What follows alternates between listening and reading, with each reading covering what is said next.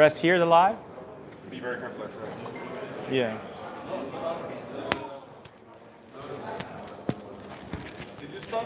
Yeah.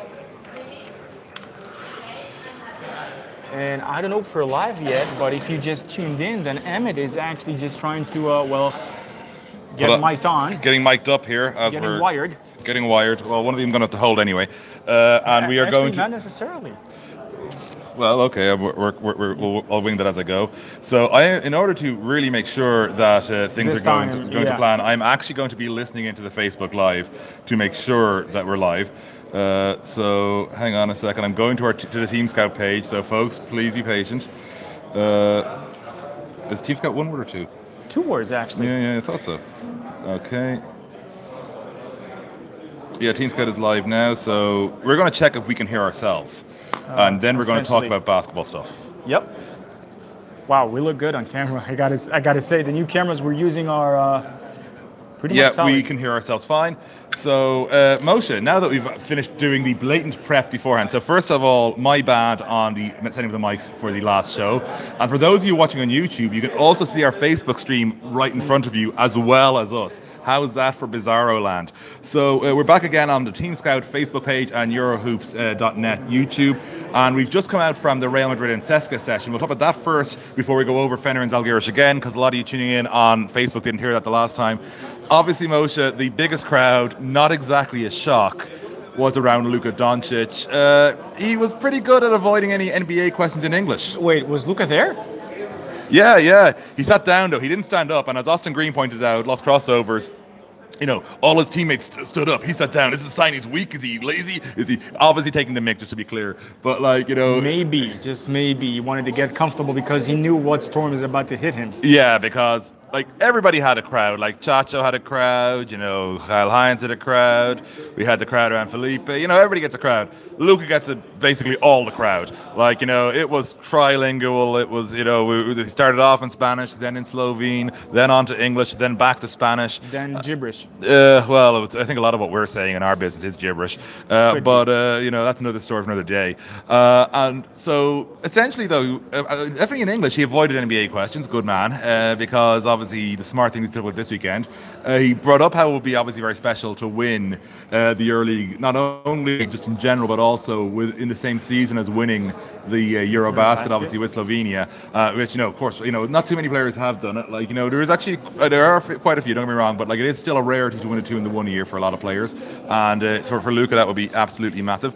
And obviously for a simple reason of he'd be the only one Slovenian who's actually, done it, he would be the first Slovenian to win a 2 in the same season, because Slovenia have only won 1 Eurobasket, and he's the only Slovenian who was on the national side who's here. Bino wasn't on the national side, unfortunately, but we still love you, Bino. You're great. Especially because I'm middle-aged. Moshe's approaching it. And so middle-aged men in basketball. Seriously, you're going ageism right now? I am going with my ageism. I'm the old guy here. So Bino, we're here for you, man. JC Carroll, I asked him if he thought it was weird that Real and Cesca never met in Final Four before. He just goes, I never actually realized that. So wait, what? Yeah, they never met not in the Final Four. They have met in Champions Cup matches in the old FIBA format, but in the non-Final Four era. So they met in 3 finals and 2 semis. Correction, they've never met in a semi-final at all. I think that they were supposed to meet in London, was it? But then once Spanoulis came, I think. Oh, yes, that's correct. There were times where they could have met in the final, because, of course, Tyrese Rice also prevented it in Milano, when you think about it. And the year before that, it was Spanoulis who prevented that. Yeah, so there's been quite a few times where we could have had them meet and they didn't. And, of course, then Spanoulis prevented it in Madrid. So, basically, Spanoulis really just stopped this matchup from happening in a competitive game. There has, of course, been a third-place playoff matchup. If you care about the third-place game, what are you doing with your life? Go outside. Seriously. Hug somebody, have a cup of tea, hug yourself even. Don't watch the third place game, for goodness sake. We don't. Well, Moshe might, but I definitely don't. I did it once when I had an actual ticket. There's actually a difference, because I'm doing this for scouting purposes. Yeah, so whereas I'm doing it for, my own personal sanity, apparently. I'm not doing it for scouting purposes, though. I think we can all agree on that. So on the Cesca side, the beautiful thing about Chacho playing for Cesca is now it's much easier to get him to talk in English in interviews, which is great. But, it's going to be great seeing him going up against 2 of his old sparring partners, Sergio Llull and Luka Doncic, Moshe. It sure is, but I think that we have to mention it's not a matter of thinking. We have to say a few words about Leo Westerman. Folks, a few hours before I think the press conference, the opening press conference for the Euroleague Final Four this year at Kalmegden Fortress, CSKA Moscow, they released an official announcement stating that Leo Westerman would not participate in this Final Four. In fact, he's done for the season as he has to go under the knife. The knife, exactly. He had to go through operation on his back. So from here, Leo, all the best. All the best. Get well soon, buddy. And I talked to Daryl Middleton about it. I asked him how unfortunate it is to lose such a player, especially in such a critical moment. Now, you guys have to understand. You have to understand that the story with Leo dates back way back to his Partizan Belgrade days. Wow, that's going back. Where he had 2 torn ACLs. He bounced back like a ninja. He's dealt with wounds basically. Yeah, him and Bertans. Of course, now with the Spurs. Yeah. And yeah, so it's a tough break, pardon the inadvertent pun there. But going back to the guys who are here, Will Clyburn was quite interesting to talk to because, it's like, are you looking forward to this? You're looking forward to that? He goes, I'm looking forward to winning. That's the confident man I want, because Clyburn knows he's got a job to do for Shaska against Real Madrid, and he's not messing around. Like, he did the usual fawning stuff you get from players, defense this, defense that, as a team game, but then he just came in with I'm looking forward to winning, which is pretty good. And, he was asked by Rob Scott of Euroleague Adventures, our buddies, what would he prefer, playing the 3 or the 4? He goes, whichever gets me on the floor more often. So that's the attitude you want, it's like a guy who wants to get on that floor, get the ball. I want that attitude, but at the same time, I keep asking myself, will he be facing? Will he be facing? First video bomb of the day. Yeah, that's actually the 5th. Of this show. Noticing, we had 3 guys behind us, including Euroleague guys, which is loving you. So getting back to our conversation, thinking what's going to happen with, if you're Coach Lasso, are you putting Jeffrey Taylor, your defensive specialist, on Clyburn, or are you putting him on Chacho? It's a very tough call. It depends really on how you see the defensive battle shaking out. Because the logical call you think is on Clyburn, but the problem is the freeing up that makes for Chacho is so big. You have to stop Chacho from facilitating. Olympiacos last year, they played Cheska in the semis, right? Well, who do you go with instead on Chacho then? That's the thing. First, what happened in that game is Milos, a guy who's an amazing passer, an amazing point guard, perhaps the last purest point guard left on the face of the planet. But not much of a defender. It doesn't matter. But he's a pure offensive machine. He can knock down shots. Oh, I know, but if you're asking who's going to guard Chacho, I'm getting there. That's the thing. You had a guy like Milos with Olympiacos letting him have the open looks. But stat sheet stated clearly, Milos had somewhere between 0 or a single assist. Now, when you have such a point guard, such a dominant point guard, who's not facilitating and is putting points on the board, and that's not Milos' style. He can do it all. But the thing is, Chacho has games where he's much more of a scorer than a passer as well. So but if you could cope with him scoring 15, 16 points and not facilitating. And also if Chacho doesn't facilitate, the thing is they can hand the ball to Nando, and he can be that guy. It's like I'm obviously hoping we see some Vitaly Fritz on because he's Mr. Sheska glue guy to Iron me. Vitaly Fritz on. I'm possibly the one guy who sort of from the English speaking side of the coverage who really loves him some Vitaly. But it's looking at it as well in terms of the Real side, because you look at the side and it is going through a period of change because it's the return of Yui, probably the last dance for Doncic. They know this side, and they've got some guys who aren't along with the side, like Fab Kozur, Eddie Tavares. They may not have a better chance than right now with this particular unit. Who knows? It's an open, each and every one of these games are open because it's the Final Four. Anything can happen. And we've seen, I think that maybe Europe is striving to have some sort of a Cinderella story like Maccabi had in 2014. And speaking of which, you do remember that Tyrese Rice tweeted about it, that there's this vibe about this Žalgiris team. Sorry for going back on... No, we are going to go back to that now anyway. So, and Žalgiris, they're the obvious Cinderella. They're in that Maccabi slot essentially from 2014 as well, because the Final Four was seen as Cesca or Real or Barca to win it. For most people who were looking at it, because Maccabi had the roughest route there, had a very rough season going into the playoffs. At the same time, though, we have to admit that they had the best matchup versus Madrid. They caused them the most difficulties throughout the season. And also, I suppose, a lot of, it was like we were looking at the results far more than what they really had, which is like a much deeper roster than people were giving them credit for going into that Final Four. When you thought about, how deep they went to 5, how deep they went in several places. Like Joe Ingles played all of 13 minutes at Final Four. That's Joe Ingles, who's been lighting up the NBA playoffs the last 2 seasons. And they were right to play him those few minutes, by the way. That was the right call. And then Joe's gone over and had a success since. So that Maccabi team was probably better than we think. But I think than we thought. Sorry, not than we think. But you look at Zalgiris, and one thing they have obviously going for them is cohesion. And in Kunas also, because he's the guy with he is the cohesion. Of course, he is. They cohesed him. He's the but you look at you've got Kunas the experience, and you were saying in our broken up show earlier, he won the Euroleague as a kid in 1999 with Zalgiris. It's like you got Saris obviously with all his experience as a player, who's had a fantastic start to a career as a coach, more than anyone could really hope for. I say that, but of course Zach won the Euroleague, I think his first season as a coach. Yeah, Belgrade, and he was also really young. He was like 31 when that happened. 32 when he won the Euroleague. He was 31 with a job.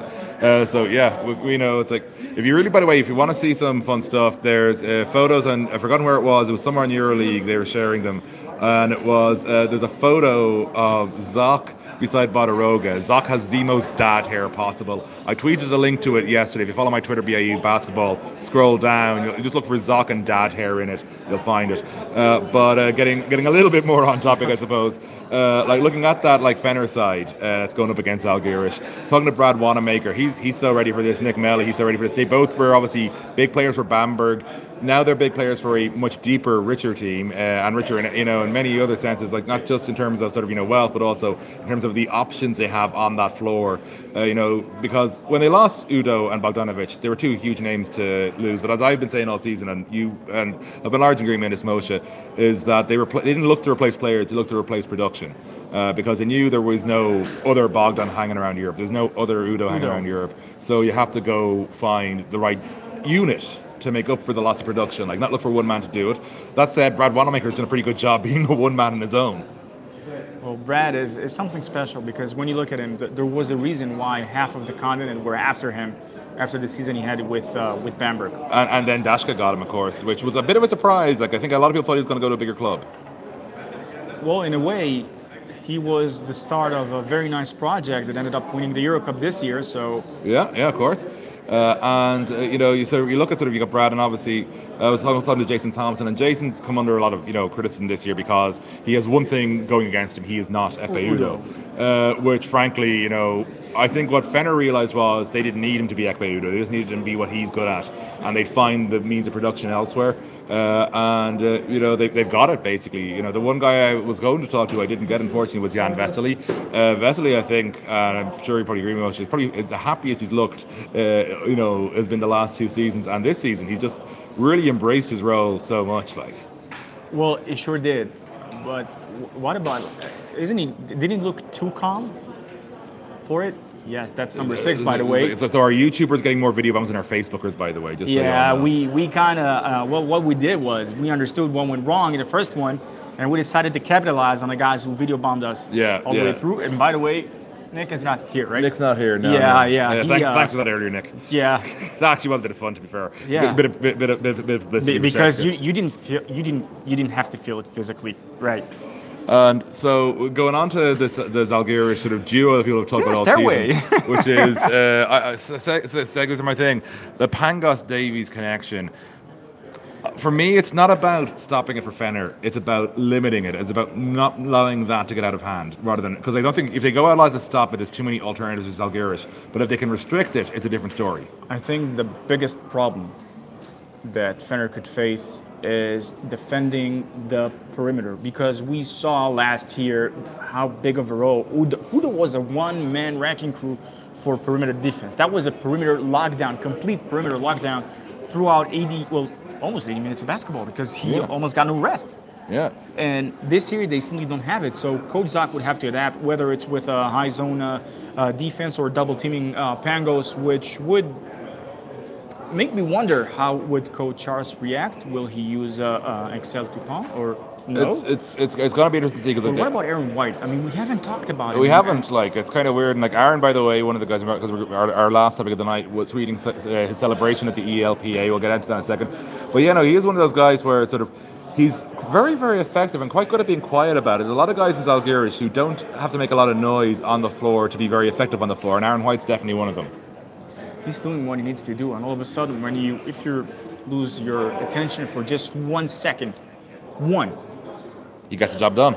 Now, as I mentioned there, to our last topic of this show, because we are having an abridged show because Emmett needs to go to bed. I got 2 hours sleep in the last 36, and I am falling apart here, which is, of course, the announcement earlier. The formal announcement will be Saturday, but it was revealed earlier the announcement will be made on Saturday of the Euroleague Players Association. Gigi Datome, Bucky Nakbar, and Kyle Hines will all be doing the official launch of it. We know nothing really beyond that right now, apart from it being at 12:45 local time here in Belgrade, here in the Stark Arena. And I think that, well, to be honest, even though we're not fully aware of the entire content of what they're about to expose or to share or to simply pitch to each and every one of us, it feels that they've picked the right guys for the presentation, right? Yeah, I think so. Like, it's like, Gigi, like, is a good guy from the Fenner side, like, to get, like, him or Kalinic would have been great. Like, obviously Kyle, just for the whole of, especially for the experience he said, I think you did need a veteran American in the presentation for certain, because a lot of European players do a lot of stuff. Americans tend to get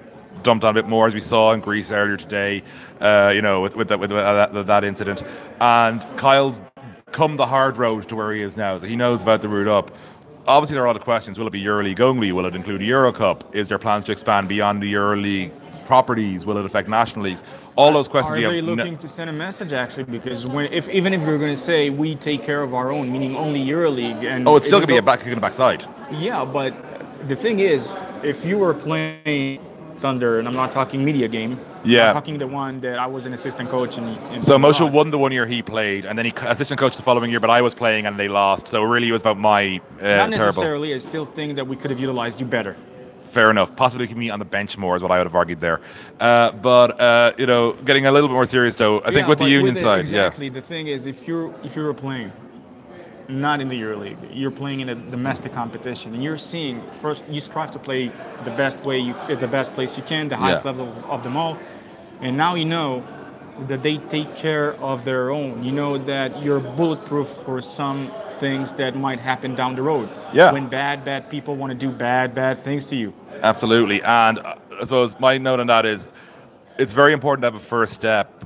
No matter what this is, it really can't be the last. It's the players have been talking about this for so long, and as a union guy, historically, families had a lot of influences that seize the means of production is what I'm saying to you all, basically, because players on this side of the continent, outside this side of the Atlantic, have had so much garbage to deal with, stuff that's just flat out unprofessional. And you see in football the way FIFPro, the international union there, is so effective at what they do.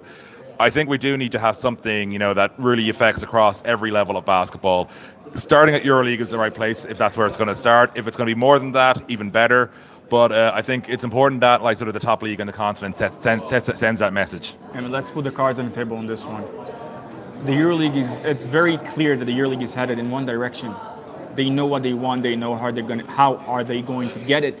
And when you see the entire operation, and we're seeing everything that happens behind the scenes, everything that we were able and capable, and on a need to know, not on a need to know basis, on how we are exposed to what's ever happening here. Because guys, we do think of you first when we're actually doing this show. But from what we learned throughout the season is that the EuroLeague wants to be the second best league in the world. Yeah. And to do that, you have to, if you want to be the best, you got to be the best, or at least act like the best. And to do that, there's a lot of things required, but none of them work without player buy-in. It's that simple.